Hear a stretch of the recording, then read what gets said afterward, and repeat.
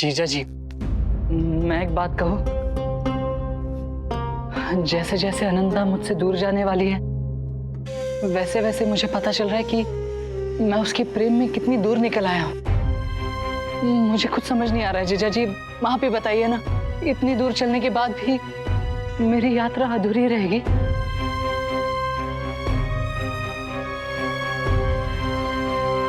नहीं रहेगी पगले, मैं हूं ना। चल मेरे साथ। कहाँ जा रहे? गुरुवर के घर। अब हृदय नहीं टूटेंगे, एक विवाह टूटेगा दूसरे विवाह के लिए, और सारी टूट फूट मेरे इससे ही आएगी और प्रेम अधूरे का अधूरा ही रहेगा। अरे मूर्ख राम, दूसरे विवाह का अर्थ है तेरा विवाह, और वो भले ना हो, किंतु अब अनंता अपनी इच्छा के विरुद्ध विवाह नहीं करेगी।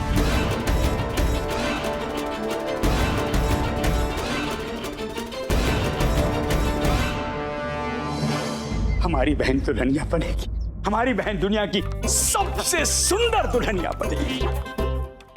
इतना धन होगा, इतना वैभव होगा, चारों ओर यहाँ वहां वहां वहां सब नौकर चाकर भरे होंगे, और हीरे मोती तो ऐसे ऐसे पड़े होंगे।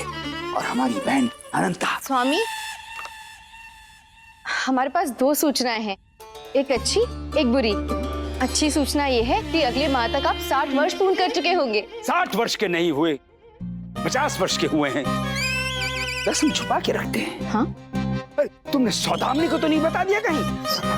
नहीं नहीं नहीं, वो हमारा कहने का तात्पर्य है कि किन किन भक्तों को पता चला कि हम 60 के हो गए हैं। अच्छा छोड़ो, जैसा मुंह वैसी सूचना दो। जी? तुम्हें तो कह रही थी बुरी सूचना भी देनी है। हाँ, वो अनंता को आपसे कुछ बात करनी थी। वरुण वाला, हमारी बहन अनंता लक्ष्मी हमसे बात करेगी। क्या कहना चाहती हो? जो कहना है कहो, जो मांगना है मांगो, आदेश दो हमें। तुमसे बढ़कर हमारे लिए और कुछ नहीं। बोलो। भ्राताश्री, हम सोच रहे थे कि जब हम एक, हमारा जीवन एक, हमारे भ्राताश्री एक, हमारा प्रेम भी एक ही है, जब सब कुछ एक है, तो फिर हमारा जीवन साथी कोई दूसरा क्यों बनाया जा रहा है? अनंत लक्ष्मी, हमने तुम्हारे विवाह का निर्णय इसलिए लिया है क्योंकि हम तुम्हें सबसे अधिक प्रसन्न देखना चाहते हैं।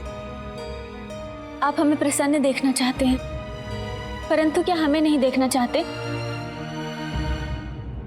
अनंता, आप कुछ ऐसा वैसा करने की तो नहीं सोच रही है ना? नहीं भाभी, हम ऐसा वैसा कुछ नहीं करेंगे जिससे हमारे भ्राताश्री का सर नीचा हो।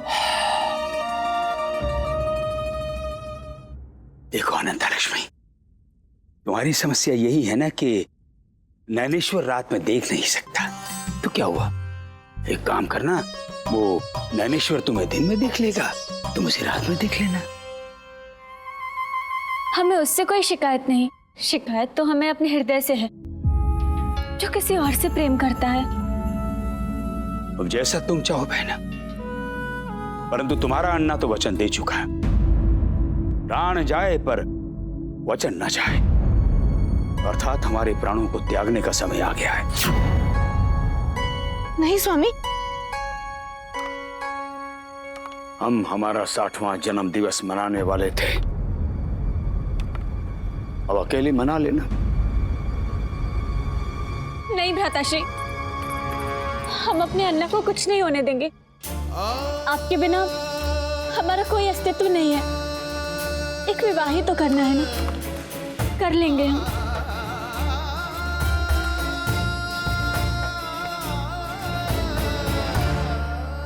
ये विवाह नहीं हो सकता।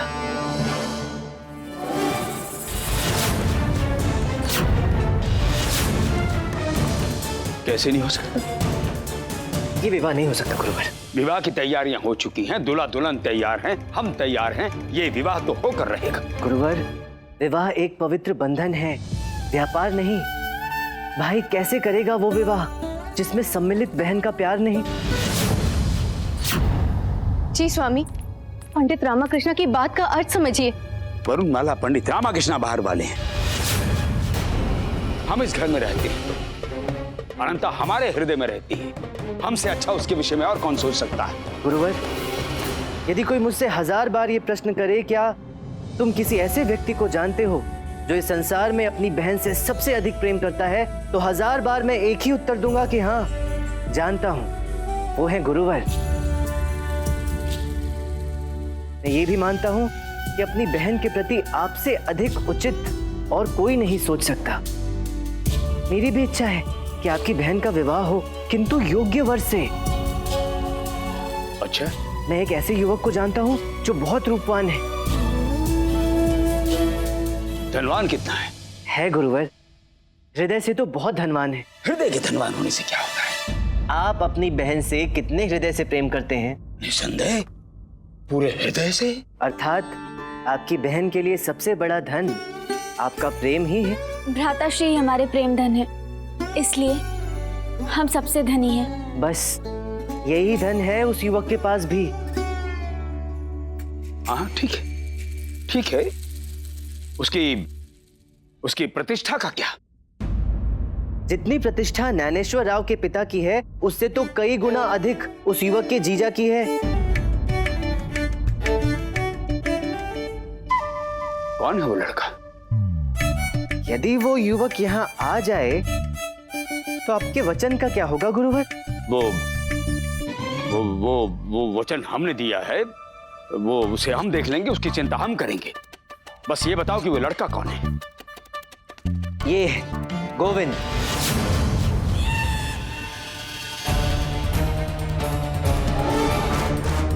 ये गोविंद?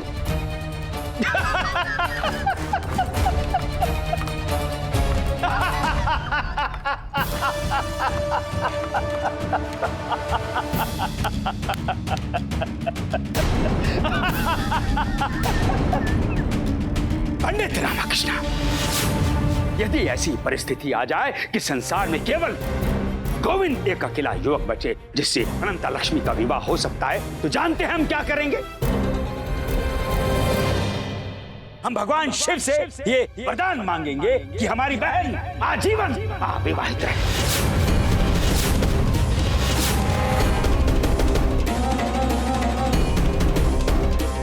पंडित रामकृष्ण जी, हमारे भ्राताश्री हमारे विवाह का निर्णय ले चुके हैं और अब इनका निर्णय ही हमारा भाग्य है।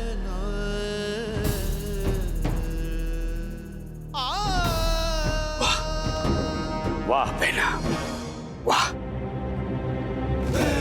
सुन लिया पंडित रामकृष्णा? और अब ये भी सुन लीजिए, कल हम दरबार में महाराज को आमंत्रण देने जाएंगे और हाँ, एक आमंत्रण पत्र पर आपका नाम भी अवश्य लिखवा देंगे और हम हमारा 60वां जन्म दिवस उत्सव भी धूमधाम से मनाएंगे। हो सके तो आप उपस्थित अवश्य रहिएगा। धन्यवाद।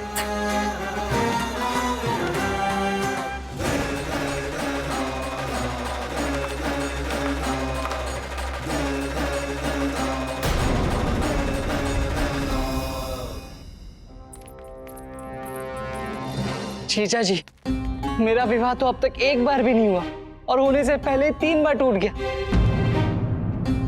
सुन मूर्ख राम, घोड़ी तो तू ही चढ़ेगा और अनंता की डोली भी अपने घर पर ही आएगी। पर कैसे?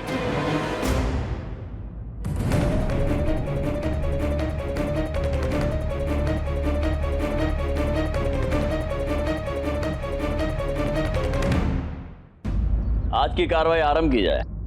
महाराज, भगवान भोलेनाथ की कृपा से हमारे जीवन में मंगल घड़ी आई है, जिसका उद्घोष करते हुए हम सबसे पहला निमंत्रण पत्र आपको देने की इच्छुक हैं। अद्भुत गुरुवर, आपके पावन मुख से मंगल घड़ी के शब्द सुनना अपने आप में हर्ष का विषय है। महाराज, मध्यस्थता के लिए क्षमा चाहता हूं। पंडित रामकृष्णा, मध्यस्थता कर ही दिए तो उसका कारण भी बता दीजिए। महाराज, पंडित रामकृष्ण आपका ध्यान एक ऐसे समस्या की ओर आकर्षित करना चाहते हैं जिसमें न्याय अपेक्षित है। यदि बात न्याय की है तो हम इसमें कोई विलंब नहीं चाहेंगे, बताइए। जी महाराज। पंडित रामकृष्ण। महाराज आपको वो शुभ मंगलम तो याद होगा ही जिसे कुछ दिनों पूर्व दरबार में प्रस्तुत किया गया था, जिन्हें लोग विवाह दूत के नाम से जानते हैं और जिनका मुख्य कार्य विवाह करवाना है, और वो भी झूठ बोलकर। हमने उन्हें चेतावनी भी दी थी। जी महाराज, उनकी पिछली प्रस्तुति में हम केवल उनके गलत कार्यों के विषय में ही जान पाए थे, किंतु उनकी कार्यशैली और शादी विवाह के नाम पर बुने गए झूठ और लालच के जाल को नहीं समझ पाए थे। महाराज, मुझे कुछ ऐसी बातें पता चली हैं जिनके विषय में पूरे दरबार को जानकारी होनी आवश्यक है। इसके लिए मैं शुभ मंगलम को दरबार में प्रस्तुत करने की अनुमति चाहता हूं, जिन्हें मैंने पहले से ही बुला रखा है। तो बुलाइए उन्हें भीतर।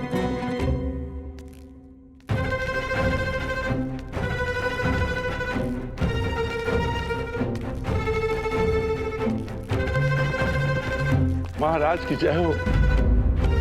महाराज, इस संसार में हर मनुष्य अपने जीवन यापन के लिए, धन कमाने के लिए कोई ना कोई साधन अपनाता है। इन्होंने शादी विवाह करवाने का अपनाया, जो कि एक पुण्य का कार्य ही है,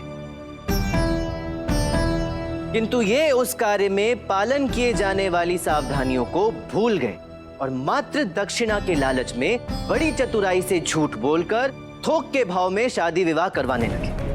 महाराज, गलत जानकारियों और झूठ के आधार पर की गई शादियां सदैव टूट जाती हैं, और केवल दो मनुष्य ही नहीं, अपितु दो परिवार और बच्चों को भी व्यथा झेलनी पड़ती है। किंतु उन व्यथाओं का इन पर कोई असर नहीं होता और ना ही इन्हें किसी बात का भय है। ये सब करते हुए इनका दुस्साहस इतना बढ़ गया कि इन्होंने हमारे गुरुवर को अपना शिकार बनाने का प्रयास किया,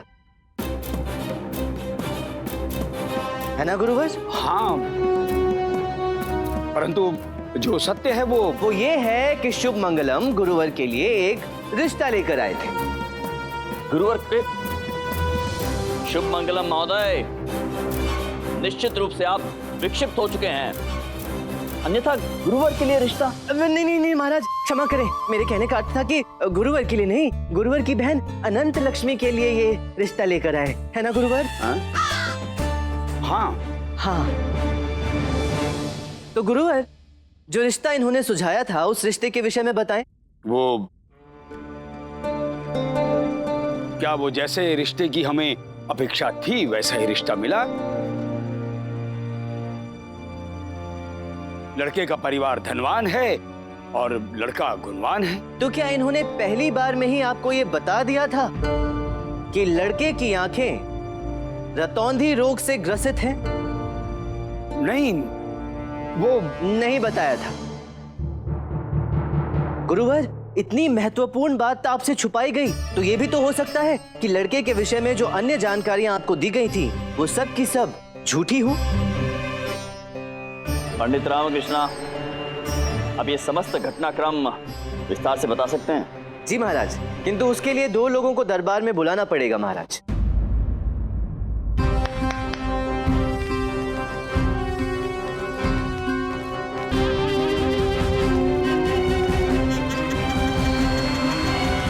महाराज, ये हैं कोटेश्वर राव और ये उनके पुत्र ज्ञानेश्वर राव।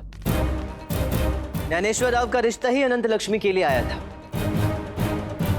दुर्भाग्यवश ज्ञानेश्वर राव रतौंधी रोग से ग्रसित है, जिसमें इनका कोई दोष नहीं, किंतु हाँ, ये बात गुरुवर और उनकी बहन से छुपाई गई। अब इतने उत्तेजित ना हो गुरुवर, पहले पूरी बात तो समझिए, जो बात आपको पता ही नहीं है और आपसे छुपाई भी गई है। और छुपाने का एकमात्र उद्देश्य ये था कि यदि आपको पता चल जाता तो आप ये रिश्ता करते ही नहीं, है ना गुरुवर? हाँ, नहीं वो तो महाराज, इन तीनों को ऐसा लगा कि मात्र और मात्र धन के लालच में गुरुवर अपनी बहन का रिश्ता इन महाशय से कर देंगे। नहीं नहीं, ऐसा ऐसा ऐसा कदापि नहीं हो सकता। गुरुवर, ये तो संतोषजनक बात है कि समय रहते पता चल गया कि शुभ मंगलम आपके साथ छल करने का प्रयास कर रहा है। महाराज, कोटेश्वर राव एक धनवान व्यक्ति है और धन के सहारे इन्होंने अपने पुत्र ज्ञानेश्वर राव को गुरुवर के घर का जमाई बनाना चाहा।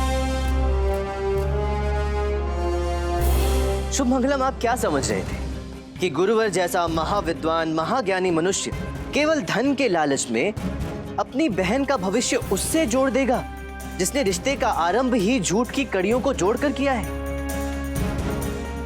बताइए गुरुवर, क्या आप ऐसा करते? नहीं नहीं, क्या आप अपनी बहन को ऐसे षड्यंत्रकारियों के घर भेजते जहां पहली बात आपको लालची समझकर आपका अपमान किया गया और दूसरी बात जहां जीवन भर आपकी बहन झूठ के अंधकार में रहकर यही सोचती कि मेरे भ्राता श्री ने मेरे साथ ऐसा किया क्यों? हमारी बहन को ऐसा सोचने पर विवश करते। शुभ मंगलम। राजगुरु जी, मैं तो आपको बाद में। चुप! तुम हमसे छलकर दरबार में बोलने का अधिकार खो चुके हो। अब एक शब्द भी बोला तो हमें हमारी बहन की नजरों में गिराने की तैयारी में थे। शादी ब्याह को खेल समझकर भोले भाले लोगों के जीवन के साथ खेलते हो तुम। सत्य कथन गुरुवर। महाराज, हमारी आपसे विनती है, इस व्यक्ति को ऐसा दंड दिया जाए कि सदियों तक कोई भी ऐसा कृत्य करने का सोच भी न सके। गुरुजी ये क्या किया आपने? तो रट्टू तोते की तरह सारा रटा हटाया, सच उगल दिया और स्वयं अपने आप को ही फंसा लिया। अभी तो फंसे रहना ही ठीक है। क्षमा करें महाराज, मैं अपने पुत्र ज्ञानेश्वर की आंखों के दोष को छुपाने के चक्कर में, शुभ मंगलम के चक्कर में आ गया। मैं गुरुवर की बहन की तरफ तो क्या, इनके महल की तरफ भी आंख उठाकर नहीं देखूंगा महाराज, और आज ही विजयनगर छोड़कर चला जाऊंगा। वही उचित होगा आपके लिए कि आप सदैव के लिए विजयनगर त्याग कर चले जाएं, क्योंकि आपने हमारे प्रिय गुरुवर का हृदय दुखाया है। अब आप यहाँ से जाइए, शीघ्र जाइए। जी महाराज। चलो पुत्र। और आप शुभ मंगलम महोदय, महामंत्री जी, महाराज, इन्हें बंदी बना लिया जाए और 1 वर्ष के लिए कठोर कारावास में रखा जाए। ले जाइए इन्हें। जो आज्ञा महाराज। सिपाहियों, ले जाओ इन्हें। महाराज की जय हो।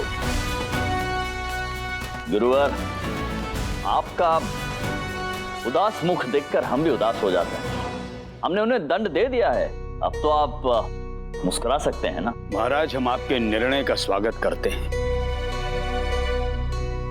सोच रहे हैं कि आपका आभार कैसे व्यक्त करें। आभार हमारा नहीं गुरुवर, पंडित रामकृष्ण का व्यक्त कीजिए। इन्होंने ही आपको और आपकी बहन को छल से बचाया है।